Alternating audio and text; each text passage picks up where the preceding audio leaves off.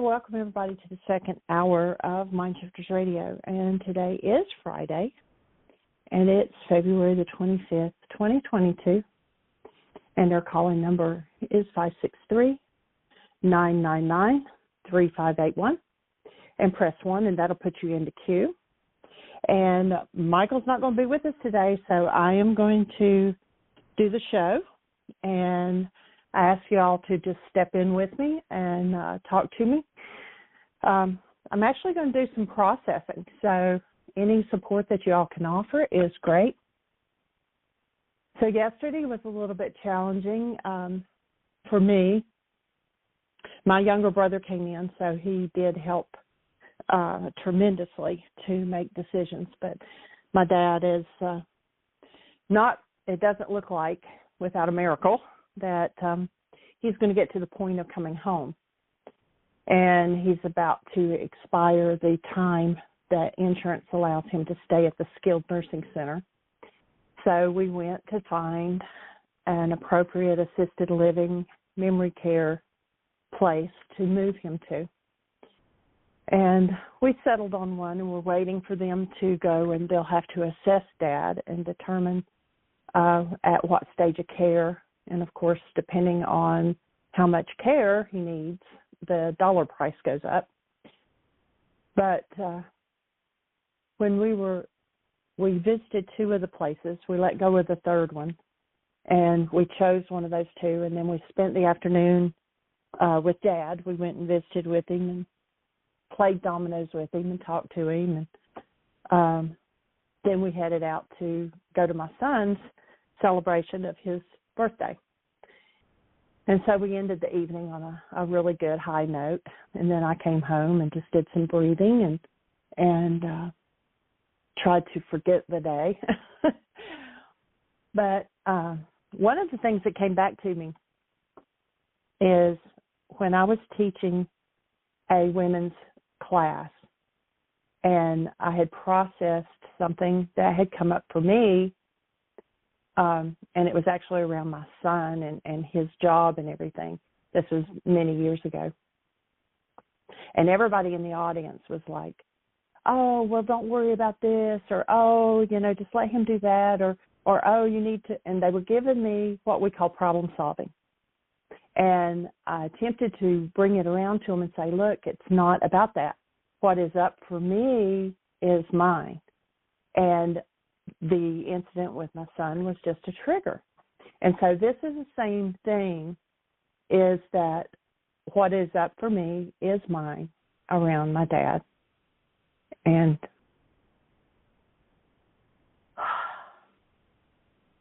give me a minute to breathe.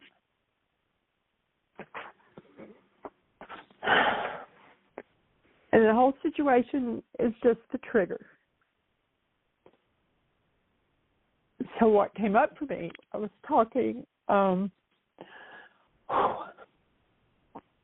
my brother when we got in the elevator after we left Dad, and we were headed down to the car, and then we were going to go meet my son and the rest of the family for the birthday celebration.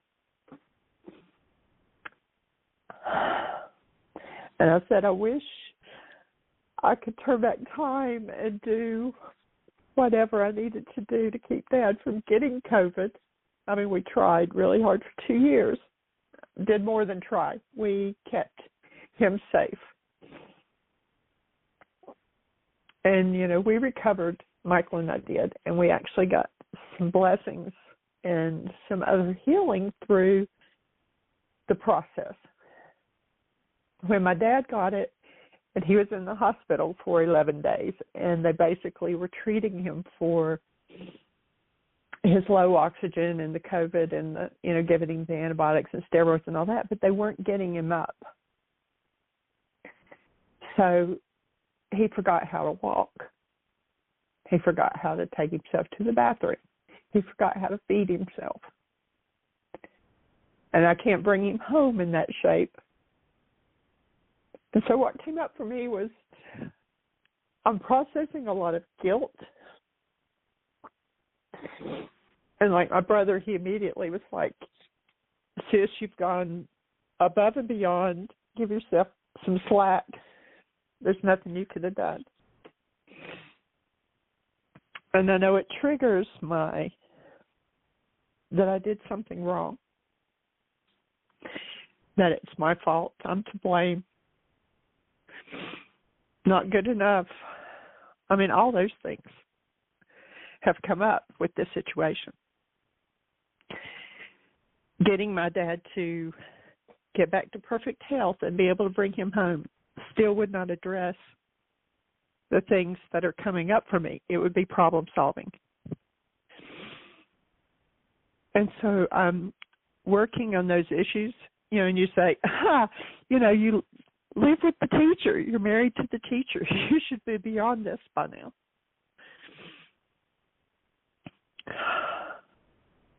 And Michael's not here. He's in California. I'm sure he would breathe me and do some worksheets with me, give me a mind shifter. He would process me through this.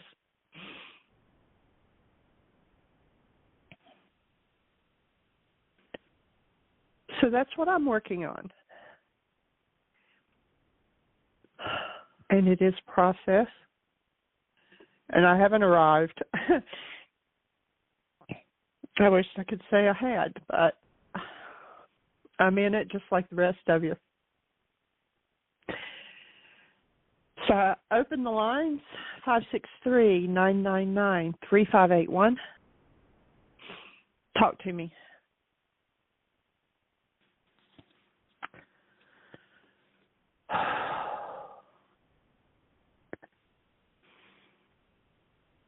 Is anybody out there? No hands up. Okay, there is a hand up. Area code 760. You are on the air. Who do I have? Hi, this is Ann in Florida. Hey, Ann. Okay, so I was doing fine until it triggered the whole thing with my mom. And so clearly, thank you for the gift of that I still have deeper work to do. I thought I went through enough of the guilt, that, I wish I'd have done more, because ours was yours is like more of a physical thing, that you wish you could have done more. Mine is has been, and clearly is still an emotional guilt of, I wish I'd have learned this stuff sooner. I wish I have applied, this program sooner, the whole make forgiveness. Right. I wish. And right. I didn't.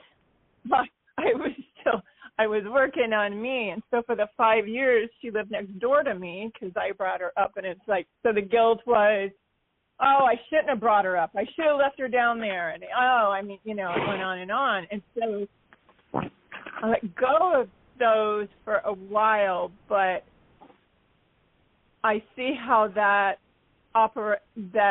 comes back with learning, like, listening to Dr. Tim's stuff, and I'm getting excited about, because I'm reading through the Bible. It's the first time I've ever read through the Bible, and it's sectioned off. It's from Johnny Arxentado. She's a quadriplegic, and she has, it's prayer for life, and it's not just the life of the unborn child, it's the elderly and what has happened to them. And it's like, okay, and then there's mom. And she just started, she was in her 90s, late 90s, and she had just started getting she probably had, dementia coming on steadily along that, but I didn't recognize it until I took her to a neurologist. And then, okay, and he says, well, just quit reasoning. Well, that's easily said, but for the one who's involved, right, I still would try to reason with her, and there's no reasoning. Right. Anyway, I recognize that I get into this guilt thing now. Still, it's better, but clearly I need some deeper work to let go, and I still have things here. She's been gone since 2015. So and I still have things, and there's some great things that are memories, and I choose to keep, you know, and those are good triggers. But then there's things, you know, photos of her work, and I'll come through a folder of her accomplishments and her creativity. And the other day, and I breezed through that, thankfully, the other day, because I have the tools here. I breezed through that, the certificates of her suggestions and the suggestions she got paid for, you know, that had to do with her department and the telephone company. And it's like, okay, all right, I get this, you know, breathe through it. Acknowledge her for what she had done. And then, you know, the Spirit says, well, look at your own self. You are just as creative. You are, you know, and then I'm reminded of this as we walk through the way of the mastery. And so I think I'll take from Dr. Tim's this fourth lesson, which I know he's going to go through again, is desire to go to a deeper level. And I need to apply that. And you know, go ahead. And for us to go to that deeper level, we have to face all of the things that, you know, you only go as deep as your vitality is high. And so if we do something, whether it's the way we eat or the way we live or, you know, not doing your work or whatever, that excuse me, somebody was texting me and they're writing in the chat room, and it's like I'm not going to be able to multitask and process, so my apologies. But, you know, we can go only as high as we're allowing ourselves, you know, if there's an automatic suppress mechanism that says you're not going to go to this depth until you get more vital. And then realizing that when we get more vital and that next depth comes up, you know, just like the grief and the, you know, self-condemnation and everything, we have to face that and deal with that to be able to go to the next level of our own awakening. You know, we can't just, you know, a lot of people, like I said, you know, when I was doing that worksheet on my son, and everybody was like, well, you know, telling this or whatever. And it's like, no, that's just problem solving. I need to pay attention to what it is that it's triggering in me, and that's my work. Just like this, you know, like I said, I could bring Dad home. You could bring your mom back, you know, or whatever. That's not going to deal with the guilt and the sadness and the, you know, all of those self-condemnations and everything. We have to deal with that if we want to go to the next level of our awakening. Yes, I agree, and I think it's not fun. No, it is not Dr. Feelgood, as Michael said.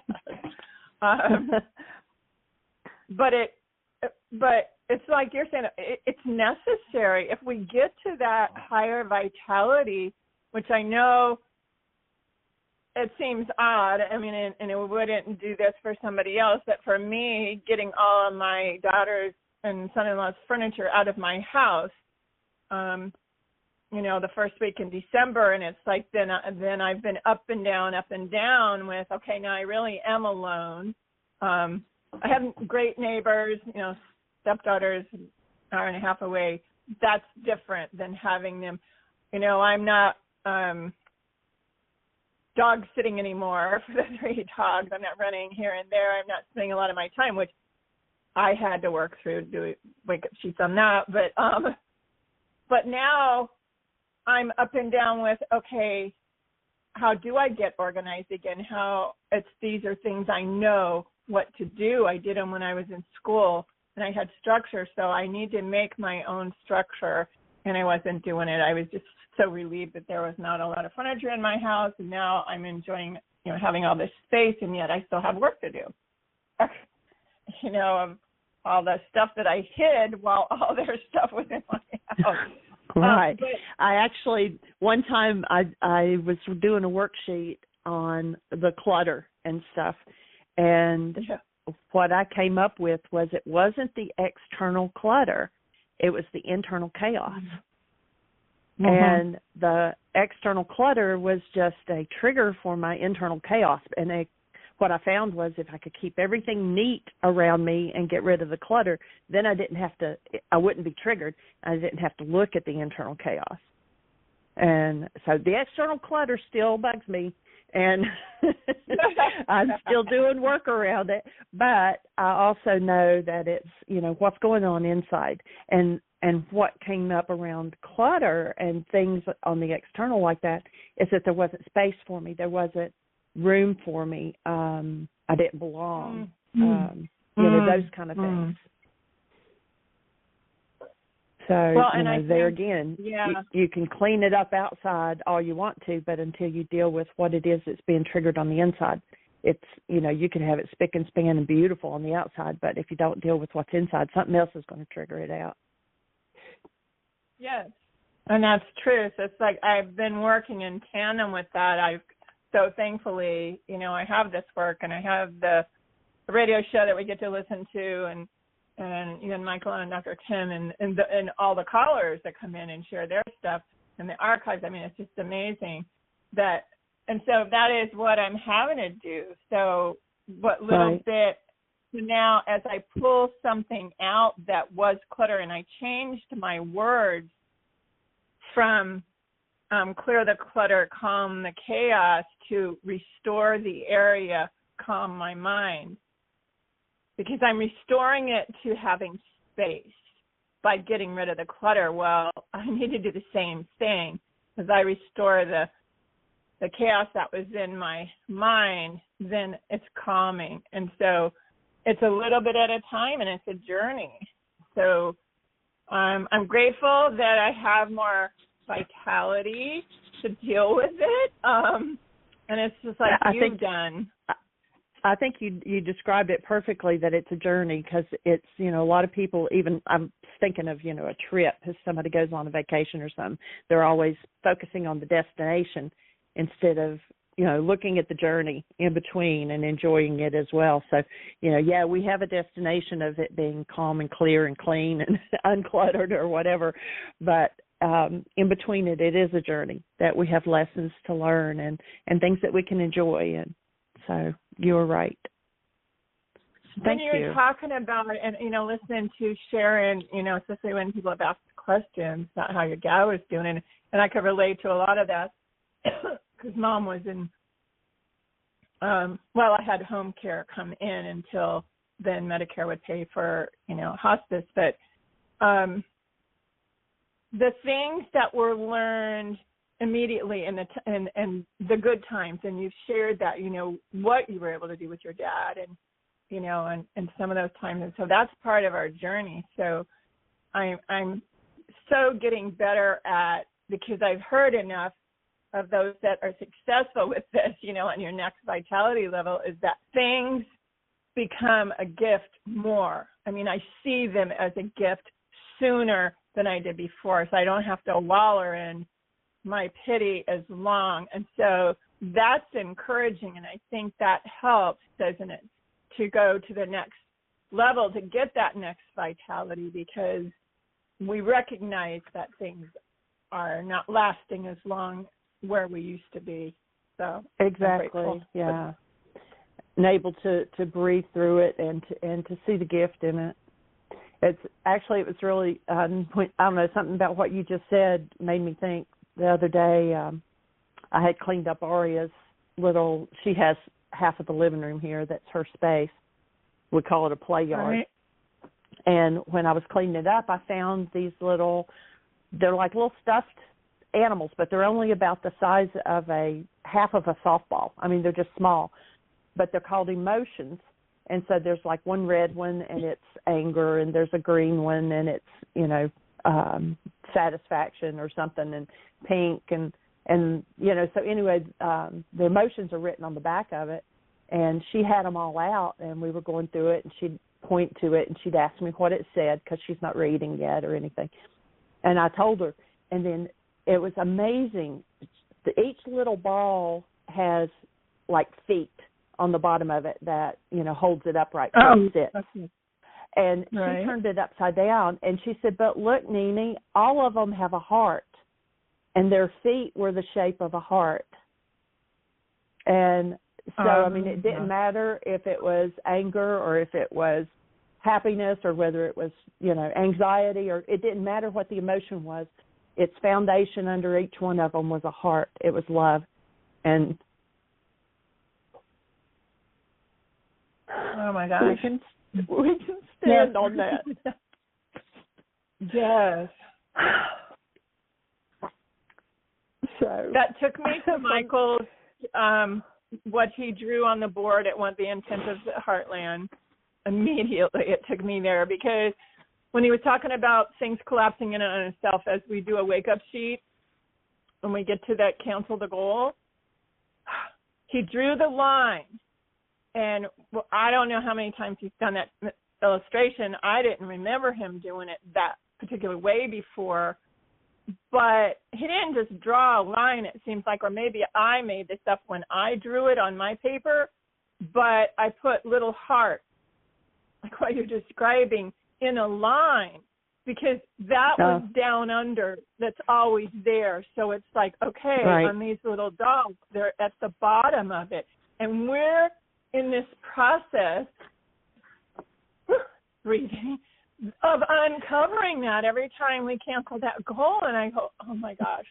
So that's what just got triggered, that it is underneath. It's there. It's always been there. It just gets, and we're the ones that cover it up with the other stuff. We are love. It's our very essence, and we take on all the other things. And that love, that being that we are, is untouched. I mean, it may be hidden, but it's always there. And so, we can count on that. Well, thank you, Ann. I appreciate you. Yes. Whoever else is. Jump in there, folks. We are a community. Okay, blessings here. Breathing with you. Thank you. Okay. Thank you. Bye. Mm-hmm. Area code 541, Celinda, you're on the air. Hello, Jeanie. Hey. Larry and I took care of his mom for 10 years. And we had promised her we would never put her in a nursing home. But as she got extremely demented, to the point of where our care for her was messing with our own marriage, and we were in dire straits in that department, and we were so exhausted, we had to put her in a nursing home. And I went through the very same process that you're going through. It's not the same. It's what resonates for me, my process. And I dealt with the guilt and my drive to be perfect. And so I just take you in my arms and hold you. Thank you. There's a lot I'd love to say. In my journey towards wholeness, and one is a lesson I brought with me from the 12-step program, is that we are right exactly where we are in the moment. In other words, we're right on schedule, no matter what it feels like. Because one time when I was in Overeaters Anonymous, I believe I've shared with you and Michael that I was a bulimic for 23 years. One time in the worst depths of my self-hatred and guilt and self-isolation, and I went to a meeting. There was a gentleman there from Canada, and he was just visiting, and he was the guest speaker for the night. And during the intonation, we went out, everybody, and I walked up to him and just blurped all over him my whole situation, which is sometimes the safest thing for us to do, is to find a community member we'll never see again and really open ourselves towards them. And he just looked at me and he said, I was in the depths of the worst bulimia. And he said, "Are you coming to meetings?" Which was rather a no-brainer, but I said yes, faithfully. And he said, "Well, young lady, you are right on schedule." So that was a big help. And we do beat ourselves up. We do punish ourselves with our guilt and our fears. That's our work to do. And so when these things bring that up, yeah. Yeah. And, so I keep reminding myself that it wouldn't be in my face if I wasn't ready to handle it.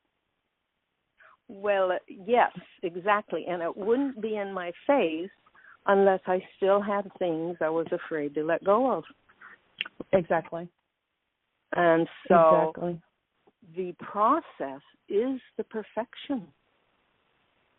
In this, I came to a realization intellectually. I'm still trying to inform it into my life and into my brain cells, which are throughout my whole body, that this world is a world of perfect imperfection.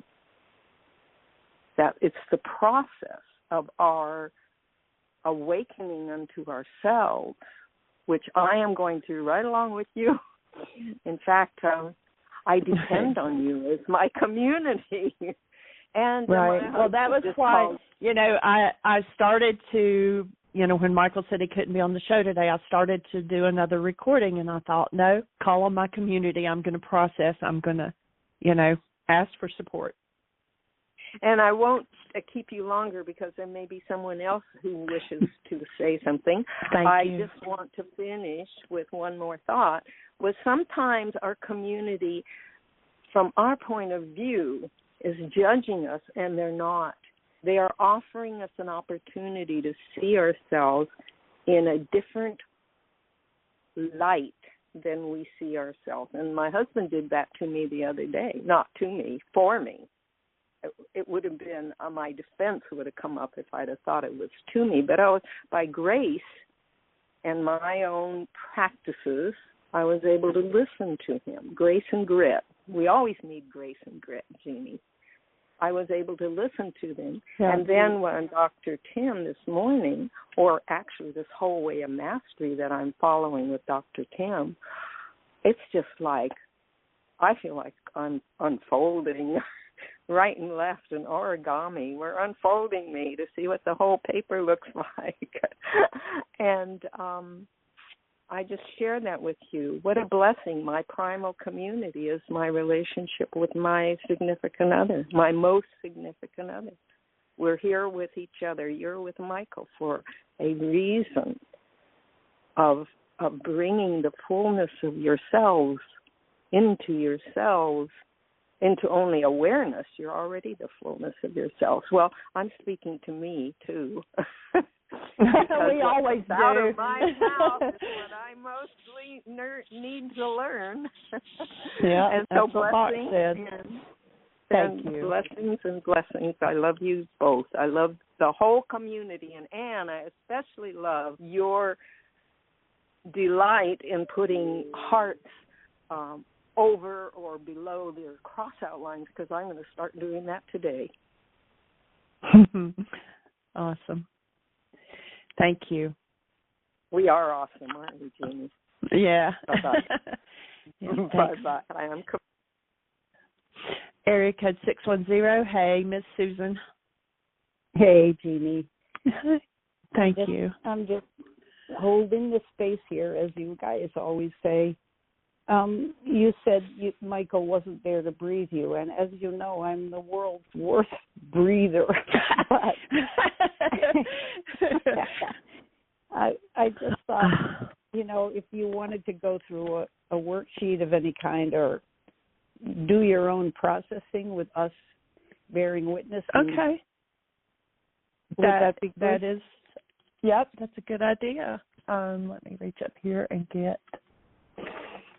and I do the abbreviated, so anybody who, if you go to the website, we've actually made a few changes. There is a There's 6 big buttons when you first open up the website, and one of them says the forgiveness worksheet, or let me flip over there. It says wake up sheets, free forgiveness support. If you click on that, that is just pages of all of the different, we've got so many different wake up sheets, and so that's what's under that button. All the other worksheets are under another button that says other worksheets, the rest of the tools.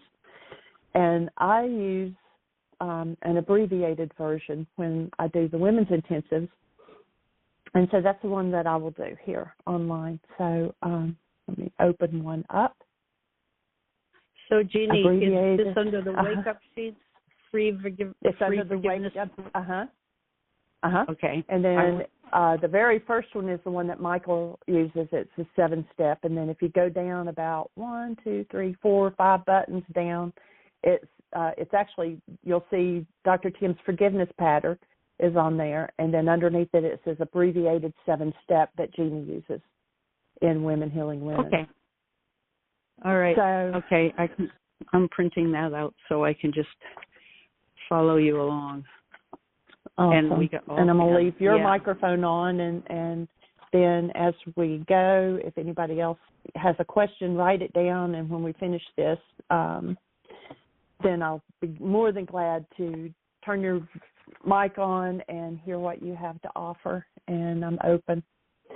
So this is the reality. You know, the reality is their perceptual output of our mind.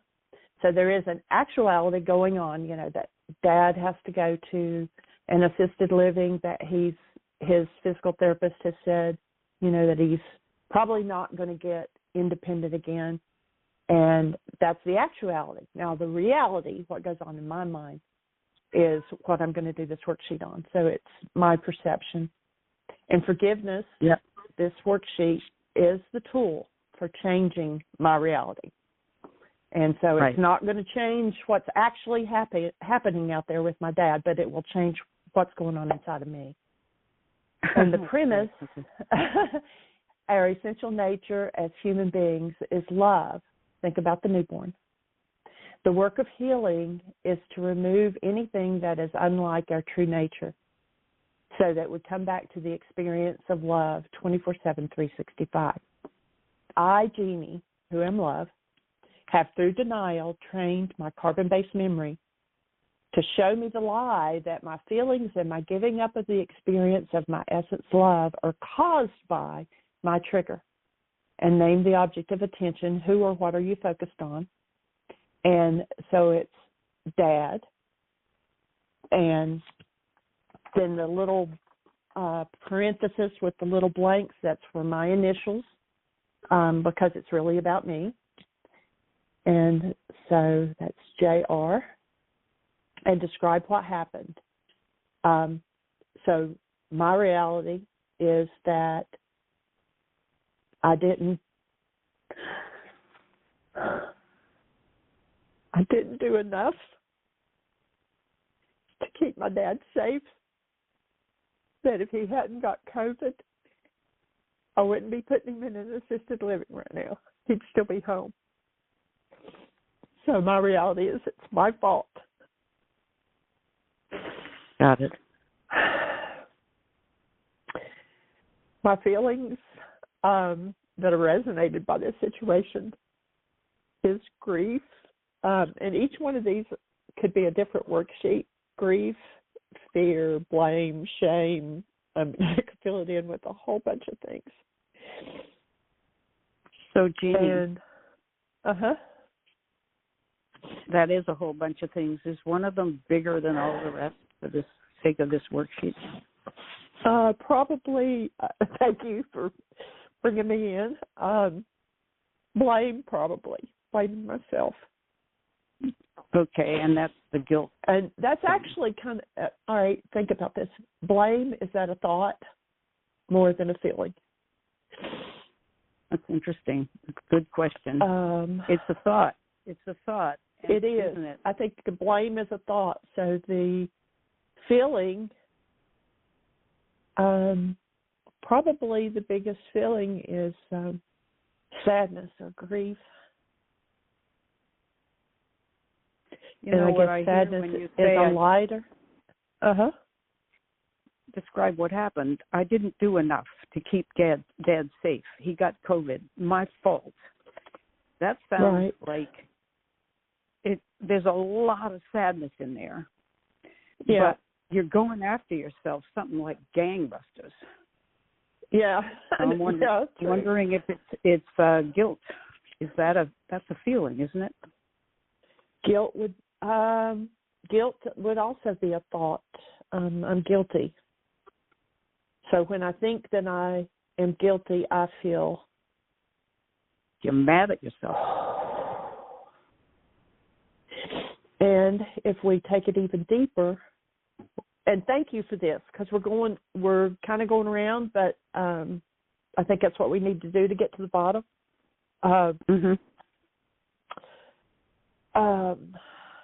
We know that anger, which mad is anger, is a drug to keep from looking at what's underneath it, which is usually fear or pain.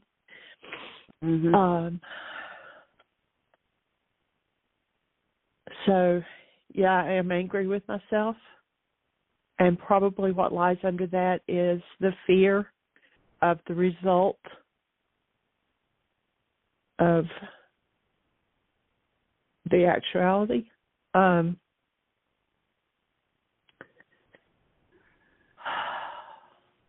What does that mean about you? Sounds as if you're afraid about something about you.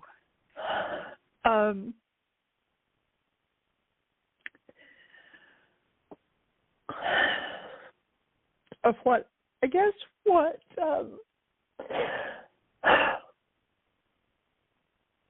the rest of the family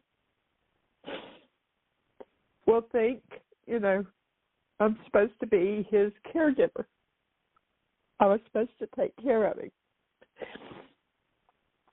And I failed, and he's paying the results. He's paying the consequences, or paying the... So what does that mean about you? I'm a failure.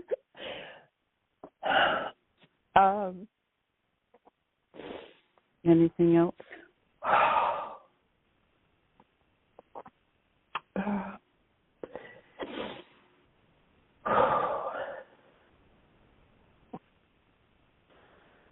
Unworthy.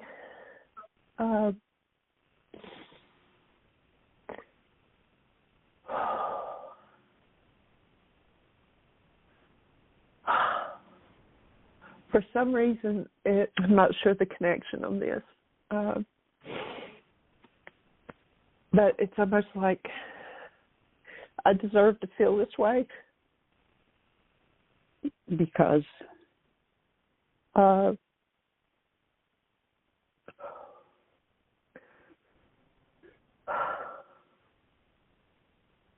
Back to I'm guilty.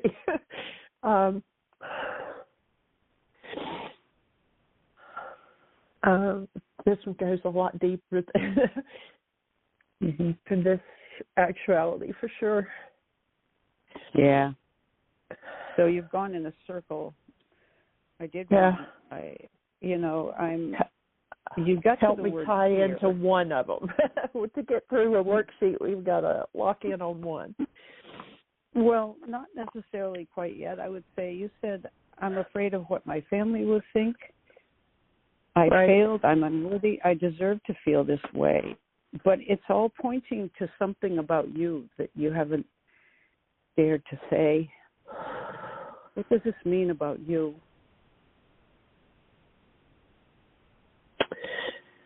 The thought that comes to mind is that I left home when I was 16 and got married. And I spent 3 years in the most abusive situation. And the reason I wouldn't pull myself out of it is because I thought I deserved this because I left home. I deserved to be treated like this because I didn't listen, because I thought I knew.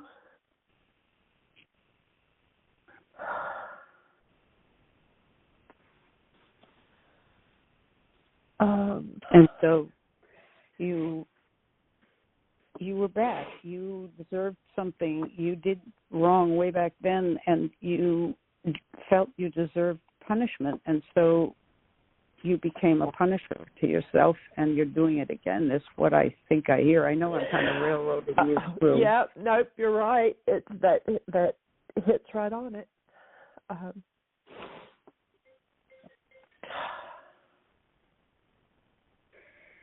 And I am breathing with you, so I'm, I'm probably doing Michael's Darth Vader thing right now. No, you're doing great. But you went right on to me, my thoughts that caused my feelings about how I see it, and you've given us so much information about. And so you've taken yourself right down to F. I want to punish and avoid by. And I do. I punish myself by blaming myself, by, just take all the blame for it and put it on my own shoulders. Right. So you have an abuser built right in. Yeah, I do. I took up where he left off, even though I left when I was 19 years old. Yeah, but you took a lot of something with you. Yeah. I'm making notes. I don't know about you, but I can hardly write. My hand is shaking so much. I mean, I'm really feeling this. You're awesome with this. Thank you so much. Oh, my God. It's an honor, Jeanie. But, I come from a background of... Yeah. Go ahead. I'm putting myself out there. There's a part of me that's like, I do private sessions with people, and it's like, if one of them is listening right now, they're probably like, oh, my God, she's in worse shape than I am. There you go. More punishment. Actually, they will be very touched because you're allowing them to join you. This is a huge gift.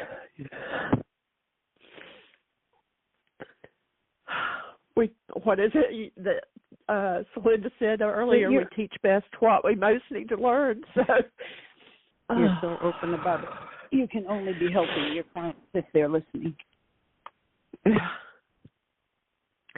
So I choose to love truth and willingly go through the physical, mental, and emotional symptoms of healing.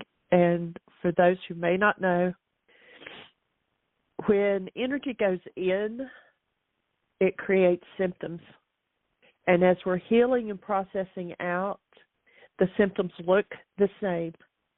So whether it was painful, we may have the exact same pain, like, in my hips, in my neck, right. Mental, the blame and the abuse and the emotional, the crying and all of those.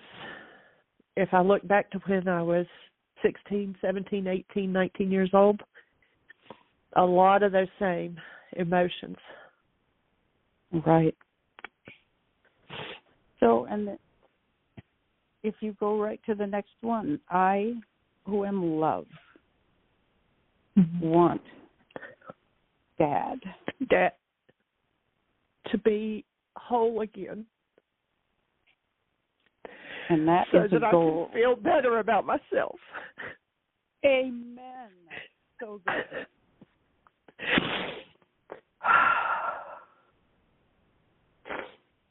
And like I said, if he were back to perfect health and home, it wouldn't solve the real issue. And which is myself wanting to be whole. So good. So this is a huge gift your dad is giving you. Yep. And who knows, maybe once I deal with this, he'll be okay. That's another goal. I'd watch out for that. Yeah, cancel. Right. But So you've got this soul of your fragile dad who is old, who, you know, he may have COVID, but he's old. And COVID helps people over the edge, like pneumonia for an old person. Who knows whether he's going to go over the edge. But it isn't just COVID. It's his whole condition and stage in life. Right. I mean, he already had yourself. Parkinson's and dementia before he got COVID, and I didn't cause the dementia or the Parkinson's. Right. So you've turned this into a huge bludgeon.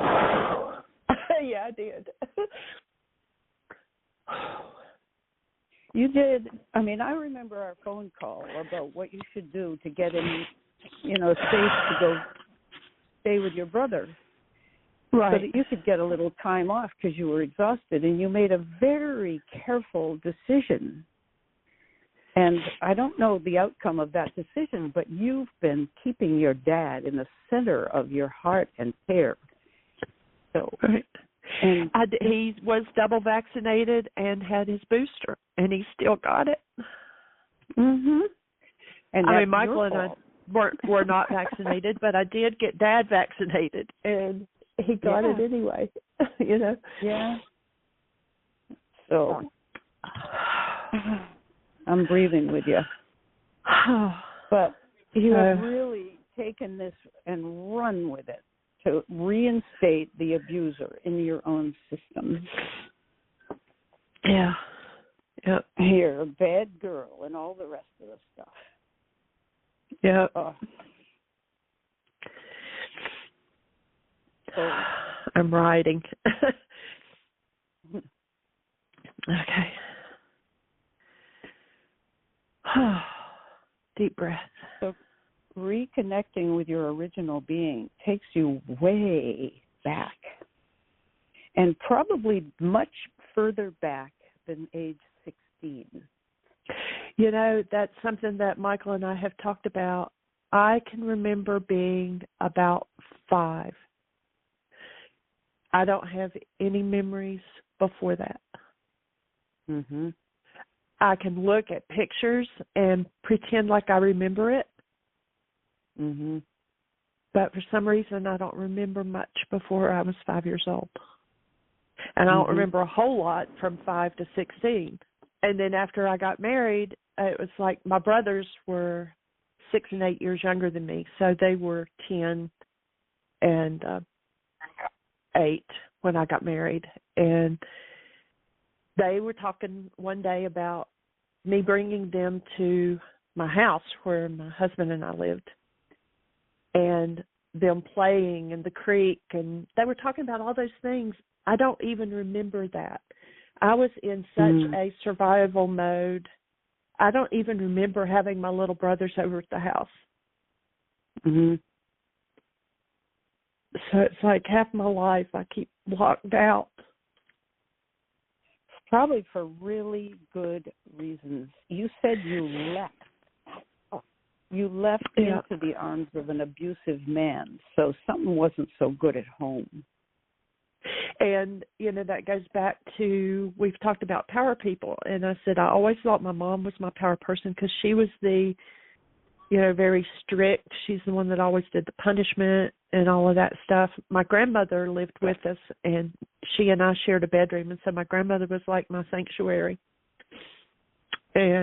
But then one time I was doing a worksheet, and what I realized is that my dad was my ultimate power person. Yeah. He always left and went to the farm. He had a good reason, supposedly, to be gone. But that was his way of surviving, was to leave. And so what did I do? As soon as things got tough, I left. And now I feel like he's leaving permanently. Right.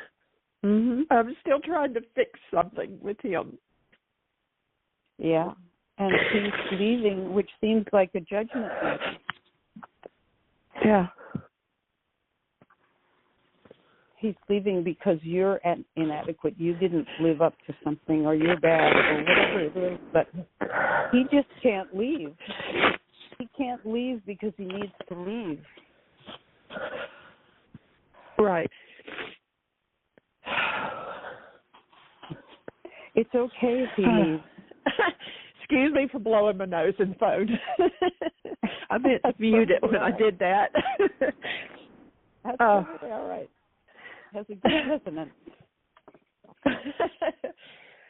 Oh. All right. I know this isn't going to complete it, but let's see if we can move through the worksheet, and then I'm sure I'm going to have to do about 20 more. So I do. Yeah, I know there's a time reconnect. thing. Yeah. I choose to reconnect to my original being, love, instead of my upset. And the rose and the butterfly story, the rose and the butterfly are in the garden, and they have this awesome relationship. And the butterfly flies away. And because the rose thinks there's nothing greater than the love of the butterfly, it uproots itself to give chase. When the rose uproots itself, it pulls itself away from its source, it dies. And when our anger or our fear or our guilt or whatever is more important than staying connected to love, we initiate our own death. So I choose to reconnect to my source. And in order to collapse my false reality and be liberated from my hostility and fear and get back to my actual mind and the truth about me and my object of attention, I cancel my goal for Dad to be whole, and I cancel my goal for me to feel better and for me to be whole. And I invite Ruka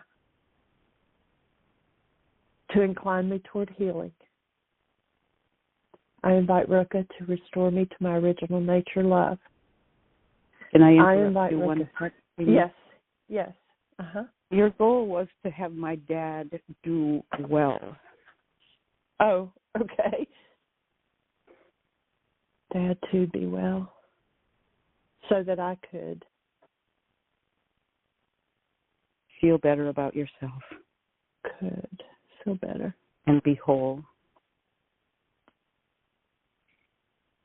So your goal, you're giving up that goal for Dad to do well. To be well. And giving up the goal, the underlying goal, for me to feel better and to be whole. And I am whole. I just am not feeling it. Right, but your condition was that if Dad gets well, you can be whole. Yeah. Yes, you can be whole without. You're putting your roots back into your source right here. Right. So I cancel my Your root isn't goal. Dad. Right. Yeah. Cancel my goal for him to be well. Yeah. There's copy exactly from number 3, so I had to intersect. I appreciate that. I had actually flipped the page, and I hadn't written that down exactly. So I'm glad you did, because that's what we do. We'll switch worksheets if we're not careful, and then we don't get to the bottom of it when we switch worksheets. So Excellent. You want to go on from there? Yeah. So I invite Ruka to incline me toward healing. So I go invite back Ruka and to once again cancel my goal. Okay. I cancel my goal for Dad to be well. So that I could feel better and be whole. Yeah. Good. Breathe. Yeah. Good. And I invite Ruka, Spirit, to incline me toward healing. I invite Ruka to restore me to my original nature love. I invite Ruka to assist me in keeping love present. I invite Ruka to help me come into direct conscious relationship with and remove the dissociated projected parts of my carbon-based memory. Mm-hmm. And I do feel so much better. Well, and I know good. And just wanted to say that what you do when you take your roots out is you invite the abuser to be the authority. The abuser has no power, no say in this at all. Gotcha. Dad is abuser. anybody else as abuser. You never deserved that.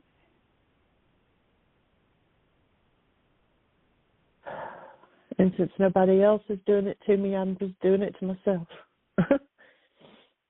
Yeah. So I choose to not do that. I choose to respect myself and honor myself and see myself as love. This is a great enlightened goal you're already at. But you now feel, you were doing now feel. So it doesn't really matter. Oh, yeah. I do feel better. I know I've still got some to do, but I definitely feel better than at the beginning of the show. Good. And about the situation in one, Dad and his physical situation and all of that, is that it happened. I didn't cause it. And when have I violated the goal? Yeah, right. How would I reword that? When have I violated the goal for myself or others for Dad to be well?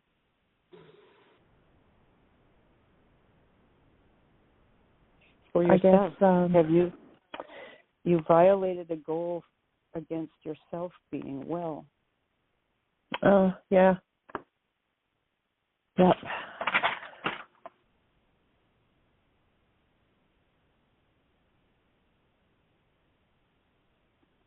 Well. You are now the loving guardian of your innocent self, Jeanie, from now on. I like that.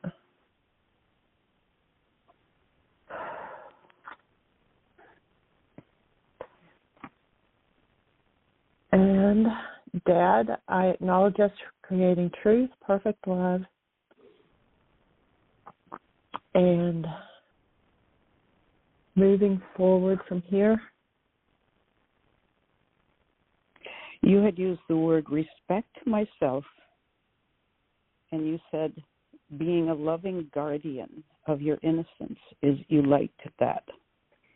I know I'm railroading you, but we're at the end of the hour. No, and I think those are good, loving goals.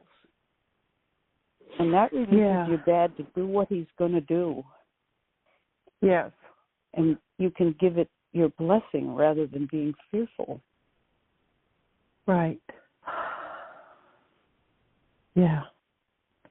You know, I had told him about a week or so ago that I released him, you know, that he could go. Good for you. But maybe part of me had not. You know, I feel like I can now. And maybe, you know, he knows he left for not so good reasons back then, and maybe there's some releasing he needs to do, and maybe you're doing it for him, that he could feel free to go because it's a positive direction, not an escape from something. Right. And the show's going to cut us off here in about 30 seconds. But, oh, my gosh, Thank you, Susan, for walking me through it. Thank you, Ann and Susan. Well, you taught me how to do it. You guys taught me how to do it. So I love this has been awesome. Thank you, everybody, for holding the space. Thank you so much, Jeanie. Oh, thank you. I appreciate you, and I hope everybody has a phenomenal weekend. Take care. You too, Jeanie.